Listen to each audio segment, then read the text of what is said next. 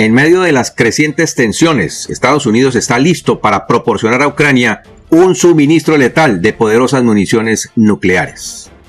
Mientras tanto, Vladimir Putin, en su desespero, hace cambiar las leyes de reclutamiento en busca de más soldados, al tiempo que Cuba alza su voz de protesta por el reclutamiento de sus soldados por parte del Kremlin para introducirlos en la guerra de Ucrania.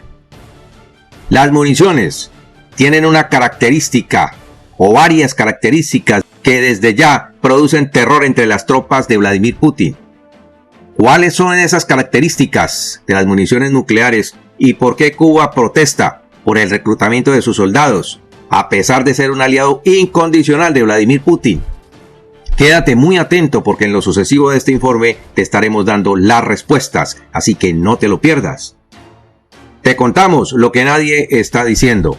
Por eso te invito a quedarte con nosotros hasta el final de este informe, para que puedas sacar tus propias conclusiones y no esperes a que alguien más te lo cuente. Y no olvides suscribirte a nuestro canal si aún no lo has hecho. Igualmente puedes seguir haciendo tus donaciones para el mantenimiento del canal a través del icono del corazoncito que está en la parte inferior de este video. Y muchas gracias de antemano a todos nuestros queridos donantes. Nuestro especial agradecimiento a Eladia Aguilera, a José Víctor Carvajales y a Frank Torres por sus continuas donaciones para el mantenimiento del canal y por su importante apoyo a nuestra labor periodística. A Eladia, a José Víctor y a Frank les enviamos un caluroso saludo de parte de todo el equipo. No olviden que sus donaciones nos ayudan a mantenerlos oportunamente bien informados. Bien.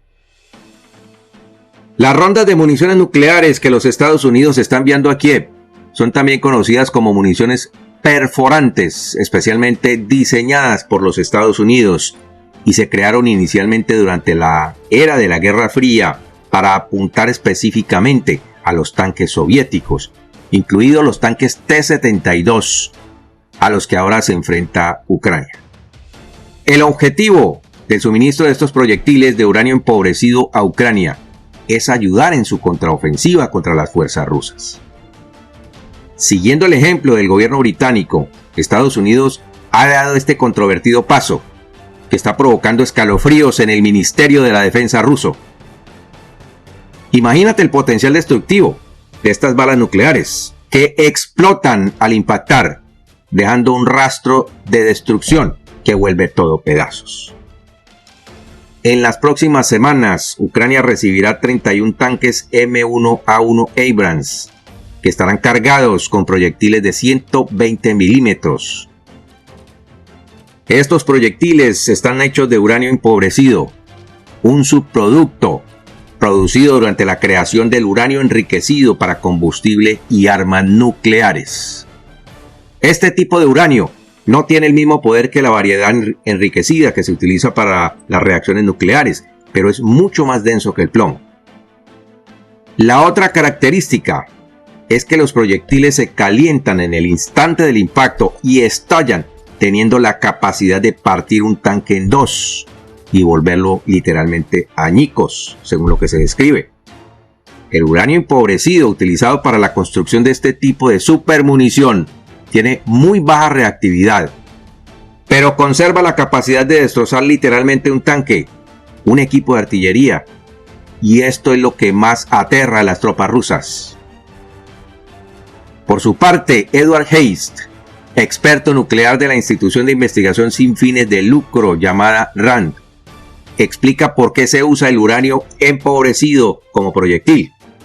Él dice que su alta densidad es lo que la convierte en la mejor opción para enfrentar a los tanques rusos. Por otro lado, Scott Boston, otro analista senior de defensa de RAND, dice que la bala se convierte en un proyectil de metal exótico de alta velocidad cuando se dispara. El blindaje del tanque no puede detenerlo y la munición crea rápidamente una explosión cegadora al hacer contacto, agregó este experto. Debido al intenso calor, no es raro entonces que el combustible y las municiones del tanque se enciendan, provocando una conflagración de grandes proporciones. Aunque las municiones de uranio empobrecido no se consideran armas nucleares, aún emiten radiación y como advirtió el organismo de control nuclear de la ONU, debe manejarse con cuidado para evitar posibles riesgos de exposición. Pero el uranio empobrecido no solo se puede utilizar en la fabricación de proyectiles, sino también en la creación de escudos protectores para los tanques. En conflictos como la Guerra del Golfo, las operaciones en Serbia y Kosovo y la invasión de Irak en 2003, los tanques estadounidenses utilizaron blindaje mejorado con uranio empobrecido y municiones que contenían este tipo de material. La inhalación o ingestión de partículas, producto de la pulverización, puede causar dañar los riñones, y las altas concentraciones provocan insuficiencia renal, afirman los expertos. La Agencia Internacional de Energía Atómica afirma que el uranio empobrecido no es principalmente un peligro de radiación, pero sus efectos tóxicos plantean peligros reales. La decisión del Departamento de Defensa de los Estados Unidos fue denunciada por la Embajada rusa en Washington, acusando a Estados Unidos de engañarse, ojo con esta expresión, respecto de la contraofensiva ucraniana. Y no es que se estén engañando, como dice la Embajada rusa.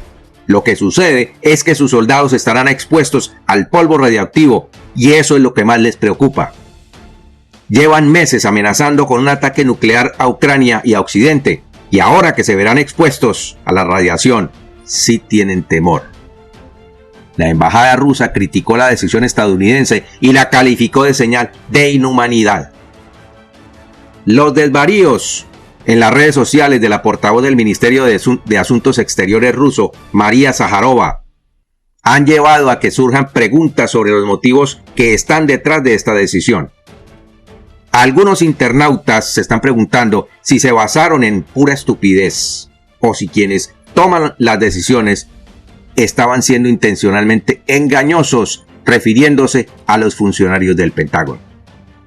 No obstante, los expertos dicen que quienes estén expuestos a la radiación y sean tratados oportunamente para descontaminarse, no sufrirán daños. Y esto, por supuesto, está previsto por las autoridades ucranianas, que someterá a sus soldados a continuos chequeos y les proveerá protección a sus tropas para evitar la contaminación. Las preocupaciones previas de Rusia con respecto a la exhibición británica de tales armas ya se han expresado públicamente y el mandatario ruso Vladimir Putin incluso insinuó una represalia nuclear, incluido el despliegue de armamento táctico en Bielorrusia, algo que ya se hizo.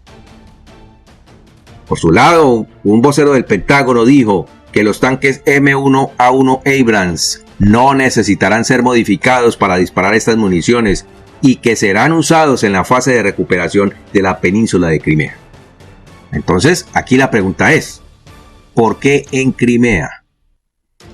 Un informe de inteligencia de los Estados Unidos señala que el líder de la Federación Rusa tiene cierta cantidad de tanques acumulados en Crimea para defender la península en su último esfuerzo por conservar el trofeo de guerra anexado ilegalmente en 2014.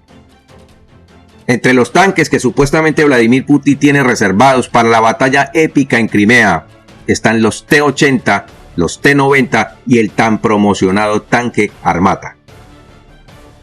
Al vocero se le preguntó por qué decidieron enviar munición de uranio empobrecido a los ucranianos, y el vocero insinuó que los estrategas de defensa del Pentágono quieren acabar con los últimos tanques rusos en Crimea y quieren hacerlo de una vez.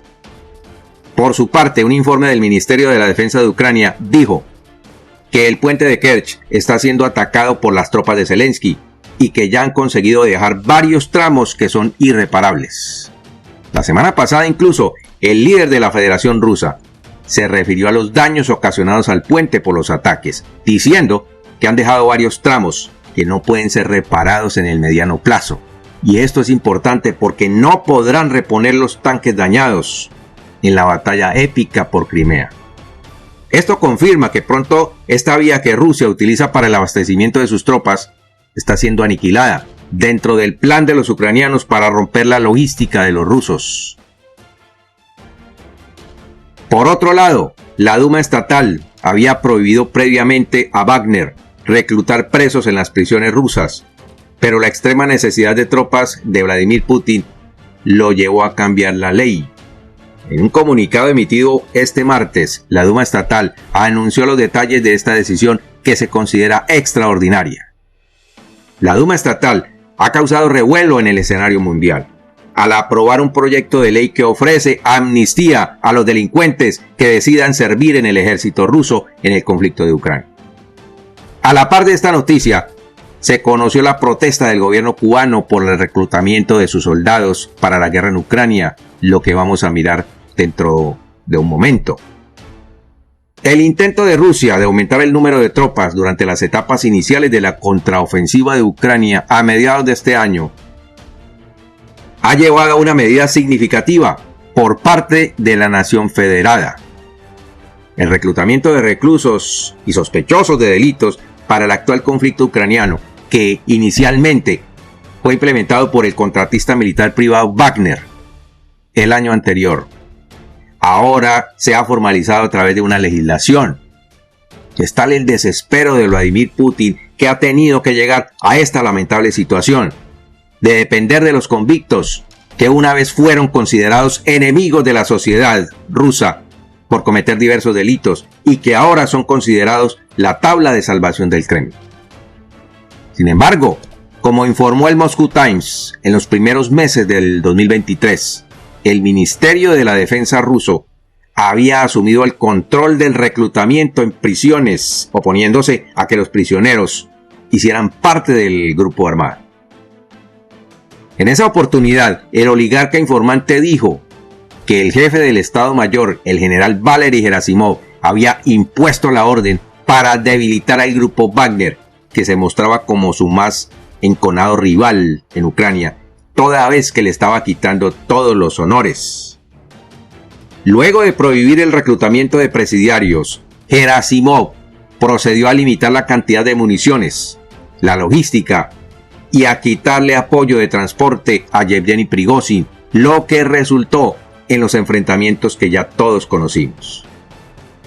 Este martes, la Duma estatal dio un paso inesperado al revelar una declaración que establece ciertos principios para lo que ellos llaman una empresa sin precedentes. Sin embargo, es fundamental señalar, según la ley, que no todos los presos que languidecen en una cárcel rusa tendrán derecho a recibir el indulto. Esta gracia no se extiende a personas que hayan sido declaradas culpables de delitos graves, como terrorismo, delitos sexuales, espionaje o traición a la patria. Y al aprobar este proyecto como ley, aquellos que se inscriban en el ejército a través de este programa eliminarán sus antecedentes penales una vez que completen su servicio, obtengan una mención de servicio estatal, resulten heridos en batalla o que cumplan 65 años de edad. Cabe destacar que esta información fue proporcionada por el Moscow Times. El papel de Rusia en el conflicto de Ucrania ha dado un giro controvertido a medida que el contratista militar privado Wagner cambió sus métodos de reclutamiento a principios de este año. Es decir, que antes de febrero de 2023, la empresa dependía de los prisioneros del sistema penal ruso para llenar sus filas, pero luego tuvo que depender de los mercenarios que pudo atraer a su regimiento. Prigozhin hizo una declaración en la cuenta de Telegram de su empresa Wagner cuando aún estaba vivo, diciendo que habían cesado por completo el reclutamiento de prisioneros para Wagner, y añadió que todos los empleados actuales en ese momento, seguirían recibiendo el apoyo de la empresa, es decir, los presos que ya habían sido reclutados hasta febrero de este año. Entonces, en este momento se especula que luego del fallecimiento del jefe wagneriano, el Kremlin cambió su estrategia de reclutamiento para engrosar la ya debilitada fuerza rusa en Ucrania. A estas alturas, lo más probable es que estén ocurriendo varias cosas que serían las siguientes. Número 1. Que el grupo de reclutas convictos potenciales haya disminuido. Número 2. Que el Ministerio de la Defensa hubiera sido intervenido. 3. Que las prioridades estratégicas de Rusia hubieran cambiado. Y 4. que las limitaciones financieras sean un factor para el cambio en reversa hacia el reclutamiento de prisioneros. Porque, ¿qué es lo que está ocurriendo? Según informes de 2 ONGs rusas que se oponen a esta ley, cada prisionero le cuesta al Estado ruso una cantidad de dinero, al parecer muy alta, pero que no ha sido revelada. Por un lado, el Estado ruso reduce sus costos por la manutención de cada uno de estos presos, y por otro lado, los vuelven productivos según el Kremlin. Quitarse la carga de manejar a los prisioneros o de mantenerlos es una meta que el régimen tiene para bajar costos. En cambio, esos mismos costos los van a trasladar para pagar los servicios militares de esos prisioneros que se unan al ejército. Entonces, cuando estaba Prigozhin, el reclutamiento de prisioneros era malo. ¿Y ahora por qué no lo es? ¿Te das cuenta hasta dónde ha llegado el desespero del líder ruso? Por otra parte, en un programa anterior analizábamos la noticia del reclutamiento de soldados en Kazajistán por parte del Kremlin, a través de una empresa o una compañía que ofrece empleo, que está ubicada en la Siberia rusa, y que fue contratada por el líder del Kremlin. Pues ese plan no les dio resultado, motivo por el cual tuvieron que replantear esta ley de aprobación express para reclutar convictos para la guerra. Y no contentos con esto, están reclutando soldados en la isla de Cuba. ¿Qué te parece esto? El régimen cubano ha denunciado la existencia de una red de trata de personas, así lo llaman, en Rusia, que recluta soldados para la guerra en Ucrania. Sin embargo, el régimen cubano no reconoce que están haciendo lo mismo cuando envían médicos como esclavos laborales a otros países bajo condiciones inhumanas. Eso es trata de personas. Pues resulta que el régimen castrista está furioso con la empresa que recluta soldados para el gobierno ruso, porque excedió el número de mercenarios autorizados y quiere cobrar por los soldados extra que Rusia se está llevando, igual que hace con los médicos por quienes cobra entre $7,000 y $8,000 mensuales para pagarles únicamente el 15 o el 20% de ese valor, quedándose con el resto del dinero. Entonces, entendimos por qué están furiosos los miembros del régimen castrista. Y por hoy hemos terminado nuestro informe. Esperamos tus comentarios al respecto. Que Dios te bendiga y nos vemos en nuestro siguiente programa.